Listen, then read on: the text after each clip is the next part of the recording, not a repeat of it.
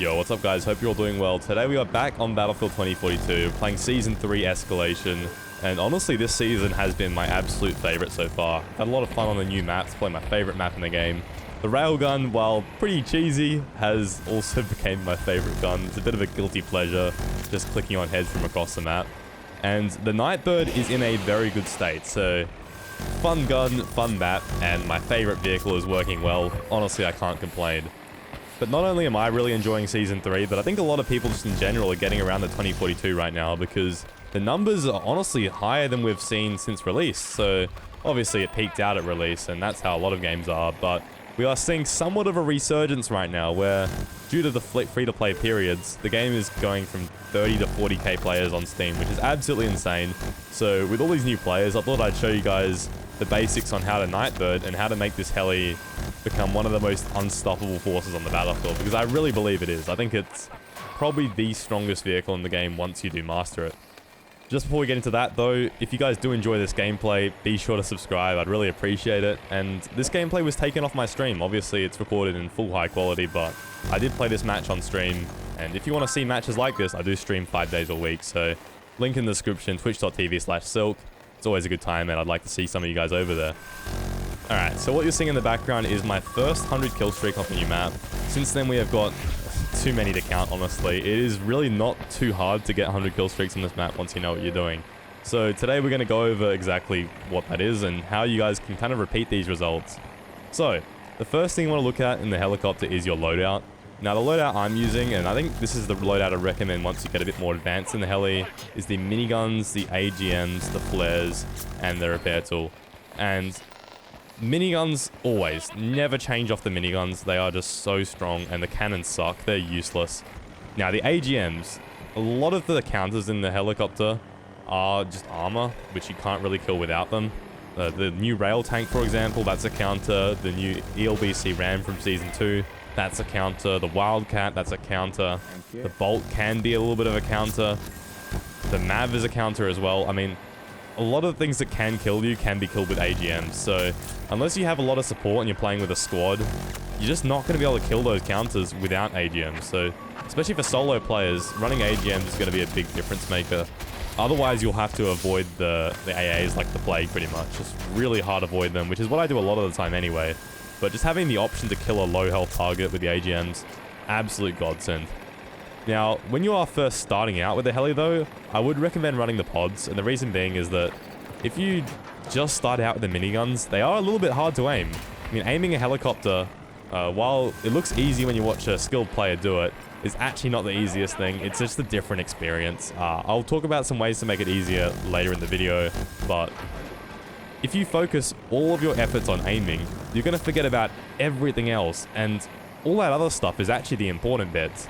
Aiming is only just how many kills you can get out of those opportunities, but if you can focus on just the mindset and the playstyle and develop that to the highest extent, then that's what's going to set you up in those situations. So when you first start out, use the pods. You can just shoot at the feet of the enemies and you're going to get those kills, and you have to focus a lot less on aiming, and you have to think a bit more about, you know, what you're doing and why you're doing it, and how to get out of these tricky little situations that you will find yourself in with the nightbird. Now, once you do get used to the pods, you get a good playstyle going, you figure things out a little bit, don't get too comfortable, switch off the pods, get onto the AGMs, because learning how to use the miniguns is going to make you a much more kind of high KPM and versatile pilot on the battlefield. Just getting the extra utility from those AGMs and developing some good minigun aim is what really sets people apart. You can use the pods if you have to. I mean, there's certain matches where you're just going to need them. But in most of the games, I would recommend just using the miniguns and the AGMs. It's the way to go. Now, as for aiming, there's a few little tips and tricks for aiming, and I'm going to go through all of them. I think I've got the aiming to a pretty fine standard now in the nightbird. In this gameplay, it's not the best I've ever had, but it's certainly not the worst, and it does get the job done. So the first thing I'd recommend is watching my settings guide and copying my heli control scheme. It is actually a very different control scheme to what the game spawns you in with. But this control scheme is something that's used by pretty much all the best aimers in helicopters among all Battlefield titles. There are a few outliers who can aim really well with the default control scheme, but using this control scheme that we call rifle aim, which I'll show in my settings video, it's an absolute godsend. It basically lets you aim horizontally using the mouse And aiming with the mouse is just more precise than aiming with the keyboard. So I definitely recommend going ahead and copying that down. It will be a pain to get used to at first, but the results are going to be worth it. I promise you that. Now, the next really important thing with the Nightbird is to understand the range of engagement with the miniguns. So, firstly, the miniguns have a convergence. So basically, the miniguns will cross over at a certain distance, and at that distance, they will do the most damage because you're getting both beams of miniguns connecting on the same target. Now, up close, that means you have to aim way off the target and basically ignore your crosshair. At super long range, that means that your miniguns will actually cross over each other and they'll both miss as well, and you pretty much only hit shots due to spread. So you need to play around with mid-long range gameplay and figure out the range where the miniguns are hitting the most efficiently. You can still kill extremely quickly just by aiming with one beam of miniguns, but if you watch my gameplay, just pay attention to the kills that come in the fastest compared to the slower kills, which are really up close or really, really far away. Now, if someone's really far away, does that mean you can't kill them? Well, no. Unless they're extremely far, pretty much outside the range of the miniguns, you can almost always secure the kill, but you have to understand spread. And spread is basically the random bullet deviation that you get in Battlefield games. Pretty much every gun has it, and more or less, when you first start firing a weapon, it'll be extremely accurate. But the longer you fire, the more random deviation your bullets have. It's basically like Bloom from Fortnite, or whatever you want to call it. A lot of games do have it, but Battlefield, we call it spread. And to mitigate spread, you basically want to burst your miniguns. You can tap fire them very, very quickly, just on and off, you know, and you'll get the kill. You'll have a very, very accurate beam of miniguns, and it'll be a lot quicker and more efficient on bullets by bursting rather than just holding it down or waiting until one of those bullets randomly hits it. If you're holding it down at range, you're literally waiting for random chance to, you know, land in your favor and give you the kill. If you just consistently burst your miniguns at that range, you're taking matters into your own hands. You're going to hit the shots. Now, the next really important thing to understand in Battlefield is cover. Cover is literally what keeps you alive in helicopters. And I remember watching the stream of one of the Air Force best pilots. His name's Heave. I played with him a little bit. He's a really good guy, but he basically said that, you know, he can do the dodges and dodge TVs in Battlefield 4 and stuff like that, but the best dodge is just to use a building. Literally deny the sightline, deny the TV from even having a chance. And that is exactly how I recommend playing in this game.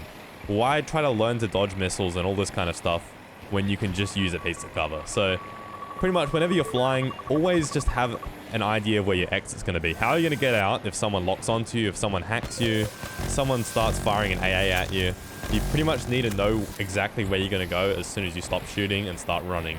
So play around with this. It's going to take a lot of time to really get supernatural at it, not get caught out in the open. And it also takes a lot more time to figure out just what you can use as cover. I mean, this game actually is, you know, one of the more advanced bits of flying is understanding just what can be used as cover against what. So against stingers, I know I can use small rocks, containers, all that kind of stuff. I can even fly between trees and break the lock. Like, there are so many things that you pick up just by playing the game, and honestly, experience goes a long way in Battlefield when it comes to flying. Now, one thing I can just tell you, and you don't really need to have too much experience of, is the counters. I can tell you pretty much what counters you, what completely shuts you down, and, you know, what ones you can actually deal with. So Nightbird has a lot of counters. Let's just get through it. So the first one is infantry-based counters. You got like RAW, rocket launchers, stingers, and the TV missile on Liz. Those are the main ones. Now for rocket launchers, just like handheld free fire rockets, you want to make your range a lot further so you don't get hit by them. For Liz missiles, as soon as you see it coming in, just start throwing the helling around and dodging. A good way to dodge is to pretend like you're going one direction and then switch direction as it's too late for the TV missile user to adjust. A great TV user will predict your dodge, and, you know, great offense beats great defense, but you just need to practice dodging and at least do something. Don't just hover there and let the TV hit. It's going to be a one shot. Now, the next thing is RAW. The best way to deal with RAW and being hacked in general is to pop flares before it actually fully hacks you. As soon as you see a hack warning, pop flares. Now, the next set of counters are the vehicle-based ones, and there is a lot, but the main vehicle counter that I'd say is unplayable against is definitely the Hinds or the transport helicopters. They're just too tanky. You're really going to struggle. If it's a good player using it, it's actually just GG. You can't do anything. Now, for the vehicle counters that you can deal with, there's the AA, the Wildcat. You can use your AGMs against that. The MAV can be a bit of a pain. You can also use your AGMs against that.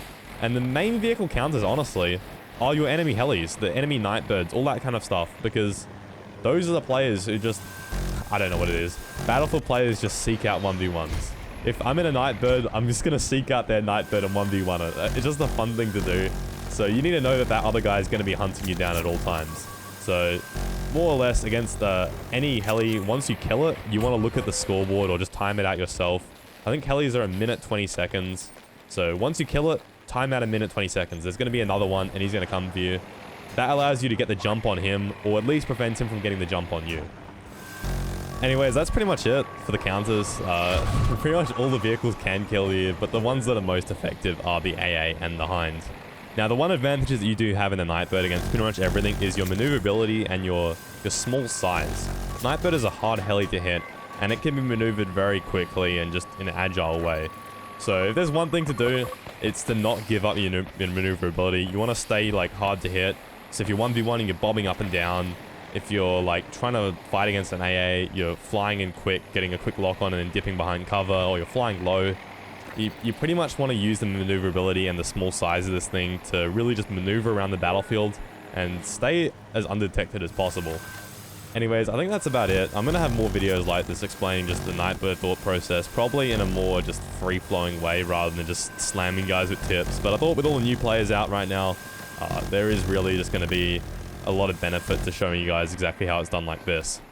Hope you guys enjoyed the video. That's pretty much going to wrap it up now. The game's about to end. 100-0 the Nightbird on the new map. It's definitely very doable. Let me know how you guys do in the comments, and I'll catch you all on the next one. Peace.